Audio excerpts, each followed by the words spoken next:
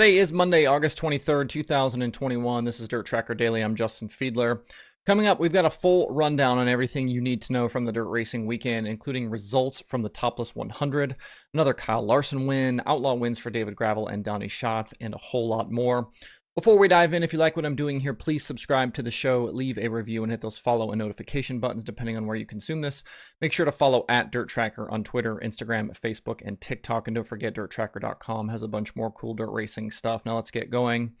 At Batesville Motor Speedway in Arkansas over the weekend, we had the Topless 100 for the Lucas Oil Late Model Dirt Series. With the way he's run lately and his success in the past at Batesville, I thought defending series champion Jimmy Owens would be a factor over the two nights. And that definitely ended up coming to fruition. On Friday night in the lone prelim program, he was quick time, won his heat race, and led all 30 laps from the pole. It was his first Lucas win of 2021, which is wild because he won 11 races in 2020. Tim McCready, Nick Hoffman, Brandon Overton, and Ricky Thornton Jr. completed the top five. Friday's action set the first 8 rows of the Saturday feature plus the night's B-main lineups. In the 100 lapper that was $40,000 to win, McCready and Owens were out front for the first 38 laps, but 6th starting Hudson O'Neal took over on lap 39 following a restart and led the final 62 laps en route to his 4th series win of 2021. Down the stretch, Jonathan Davenport ran him down from 7th and made things really interesting. On the white flag lap, he threw sliders into both corners, but both times O'Neal was able to drive back by. Davenport had to settle for 2nd at the line, with Brandon Overton 3rd, McCready 4th, and Owens fading to 5th. It was a great finish, and it showed how good Davenport is late in these longer races. He just kind of hangs around and saves his stuff, and it damn near paid off on Saturday night. For O'Neal, he continues to show big improvement this season. He's now got wins at East Bay, Atomic, Lucas Oil for the Show Me 100, and now the Topless 100 at Batesville. These last two were big money scores for over 30 grand and 40 grand, and he topped big fields to win both of them. I think he just needs a little bit more consistency to really battle for the championship. In those standings, JD was able to knock 20 points off of McCready's lead. The gap is still 155. O'Neal is 3rd, 215 back, with Kyle Bronson and Jimmy Owens completing that top 5.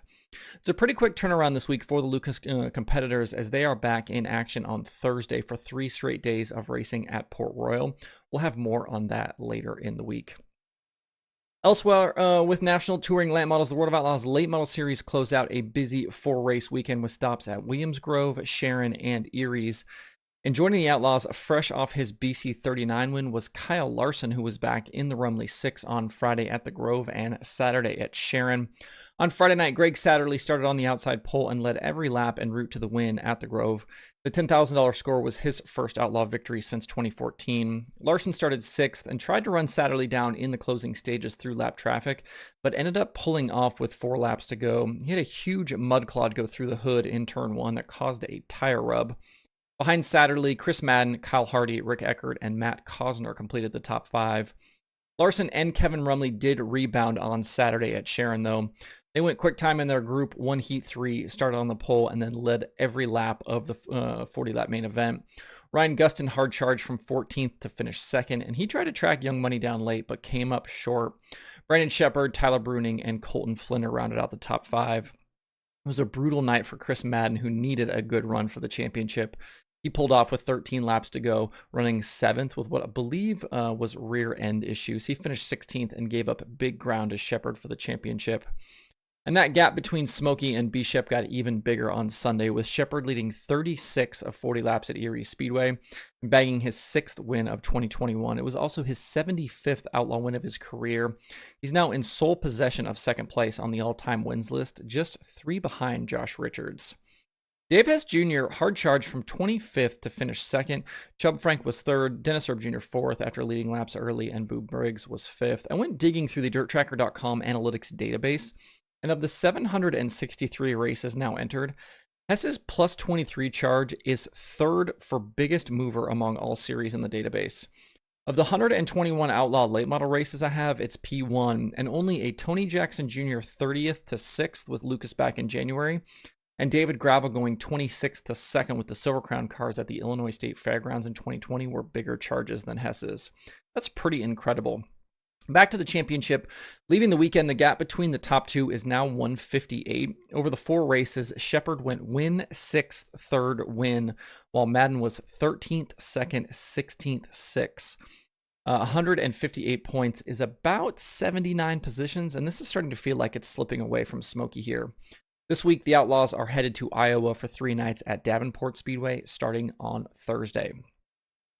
The World of Outlaws Sprint Car Series was supposed to have 3 races over the weekend, but the Friday race at River Cities was lost to rain. They will now run that show on Wednesday night this week. That left Saturday at Red River Valley and Sunday at Huset still on the schedule.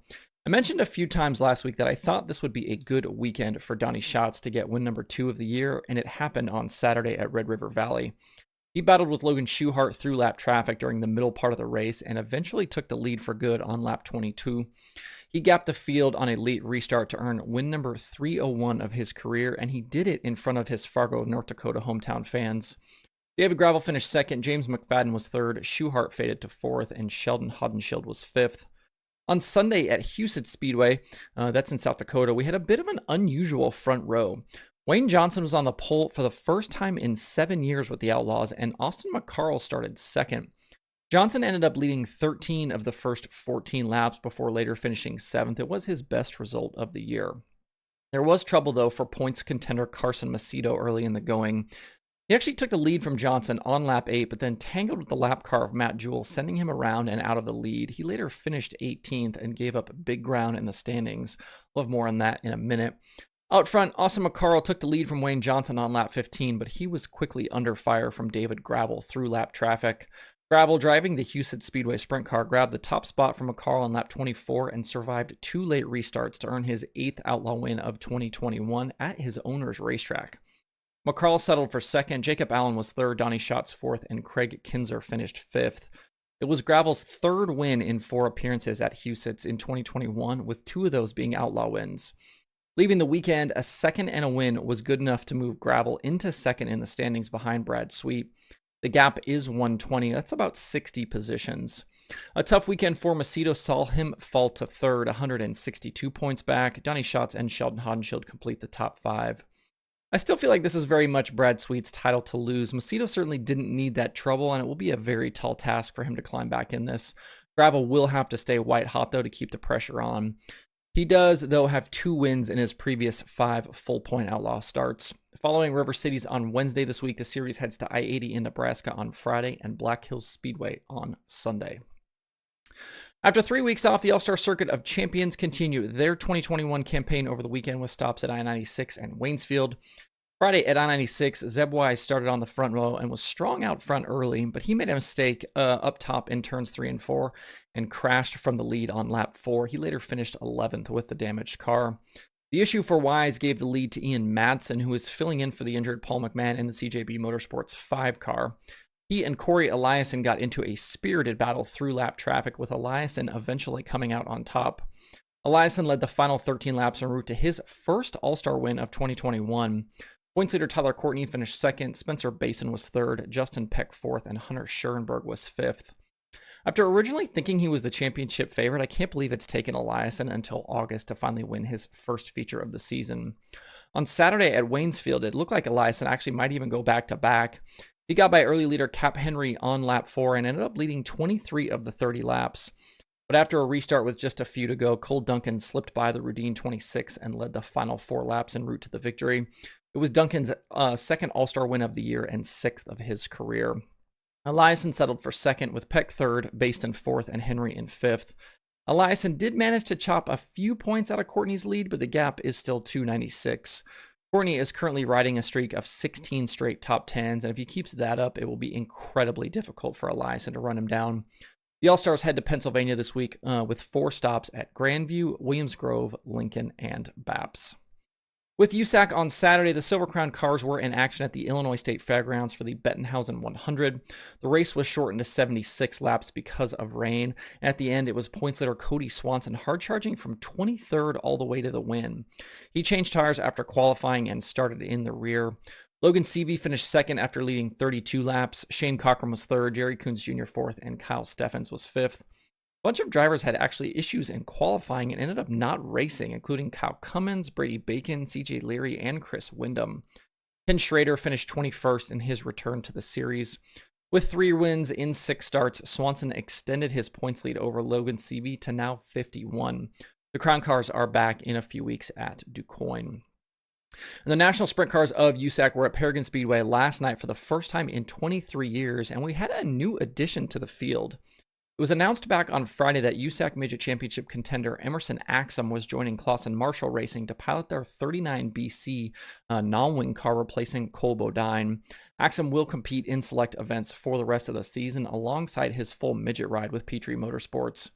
Bodine made 16 sprint car starts this season with a best finish of 8th at Lawrenceburg back in April. It was his only top 10 finish. Axum, though, has been very good in midget competition, earning 2 wins, 16 top 5s, and 19 top 10s in 24 USAC starts. He's currently second in the standings to Buddy Kofoid. Axum ended up 10th last night at Paragon after starting 7th. Out front, Logan Seavey led the first 7 laps from the outside front row, but Kevin Thomas Jr. was quickly on his heels. KTJ took the lead on lap 8 and drove away to the win in a non-stop feature. Seavey finished second, Kyle Cummins third, points leader Brady Bacon fourth, and Chris Wyndham hard charged from 18th to finish 5th. We talked last week on the Tuesday show about KTJ's turnaround from 2020, and his 5th win of 2021 keeps him right in step with Bacon. With the smackdown at Kokomo looming this week, it's only a 39-point difference between Bacon and Thomas. KTJ leads all drivers in moving 5-race and 10-race average finish, and the win was his 16th straight top 10. The smackdown starts on Thursday at Kokomo.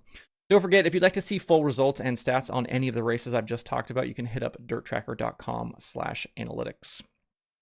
2021 Summer Nationals and Modified Nationals seasons came to a close this weekend. Ashton Winger won the final 2 late model races at Tri-City and Merritt, while Bobby Pierce was crowned the series champion.